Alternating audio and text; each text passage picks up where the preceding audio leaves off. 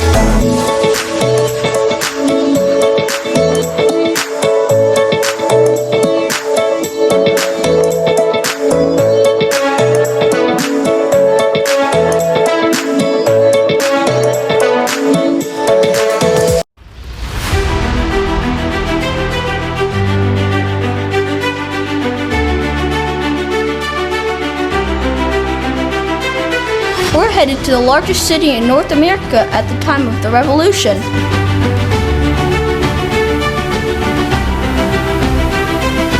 Welcome to Philadelphia, the birthplace of America's independence. This building hosted our founding fathers as they discussed and debated the future of our country. Shane, you know what this is? The Declaration of Independence. And where was it signed? Philadelphia. That's right. And where are we? Philadelphia. Yep. And what's behind us? Independence Hall. Very good. Both the Declaration and the Constitution were written and signed here.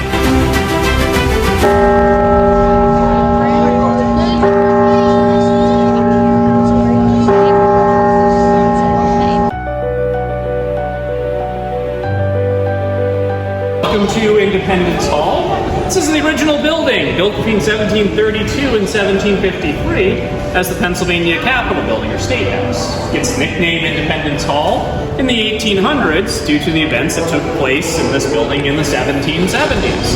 This is where the Second Continental Congress will meet. It's a central location. It's a safe location. I know British soldiers have been 400 miles of Philadelphia. For the past 10 years, they have petitioned the British government for a redress of their grievances, protections of public trials, jury trials, local trials, respect to their elected legislatures, which are to be considered equals to Parliament. These protests, these requests, these petitions have fallen upon deaf ears. Independence, separating from the British Empire and establishing ourselves as 13 independent nations. This is done out of an idea that the only way to truly safeguard our rights that we enjoyed as British subjects is to be citizens of our own nations in direct control of our own destinies. It's a very difficult decision. It's one that's not easily reached and only really supported by about a third of the population when it's first proposed from this building on July the 8th of 1776. From the courtyard where you were just waiting for the tour, the first public reading of the Declaration of Independence, authorized 4 days earlier, will be conducted. About 2,000 people gather to consider the words of the Continental Congress. They begin to pick their sides. Will they remain loyal to the Crown, join with what's seen as a domestic insurgency, or stay out of the fighting entirely as neutrals? As the 7-year war for independence continues, you're going to see changes, redefinitions, reimagining of what the United States should be, what structured liberty will be. 13 states will draft their own constitutions and will collaborate in a voluntary association until 1787. Following the war, the Articles of Confederation, a firm league of friendship, begin to break down. And in the summer of 1787, there's an effort made to structure what's billed as a more perfect union. The signing of the Declaration sparked the beginning of the American Revolution and the war for independence from the British control. George Washington combined command of Continental Forces as Commander-in-Chief. Virginia, you have Thomas Jefferson, Richard Henry Lee, Patrick Henry. Pennsylvania, John Dickinson, and Ben Franklin. Speaking of Ben Franklin, let's go and see where he lived.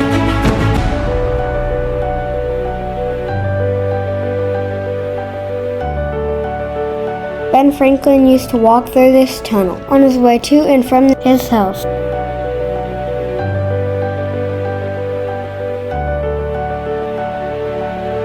The first outline structure is where his printing shop stood, and the one behind it was where his house was.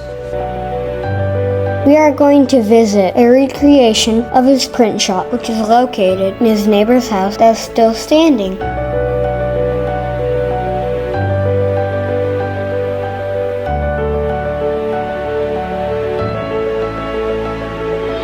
And now what I'm doing is I'm applying a coating of ink to the surface of the lead pipe.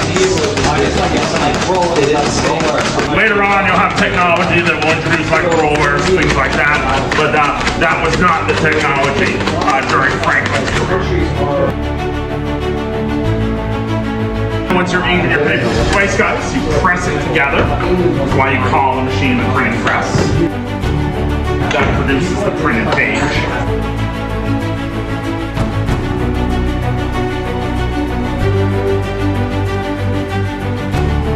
Oh yeah. So the idea is There you go, guys. Copy of the Declaration of Independence.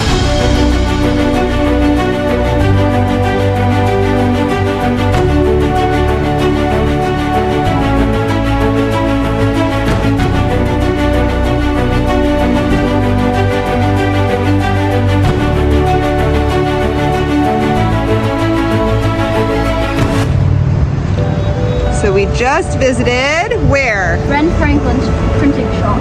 Yeah, so at every national park they have a junior ranger program, and this is the one that we are doing for Philadelphia.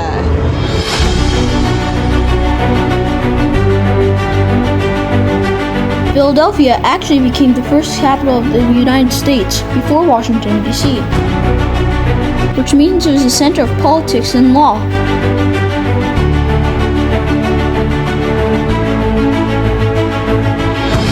A visit to Philadelphia wouldn't be complete without seeing the Liberty Bell. Since the line was long and it was really hot, we peeked at it through the windows. But we did get a picture next to an exact replica. Proclaim liberty throughout all the land.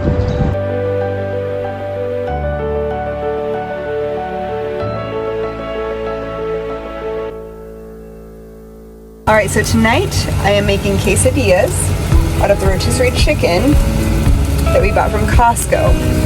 Really simple and easy, just putting some cheese on some almond flour tortillas, also from Costco. And then it's an almond flour tortilla, it's cheese, chicken, more cheese on top, and then another tortilla. Now, usually I'll put spinach into it, but because I don't have room right now in the Walmart we stayed at last night, did not have a produce section, I do not have spinach. But that is typically what I do, and then we'll eat it with some salsa.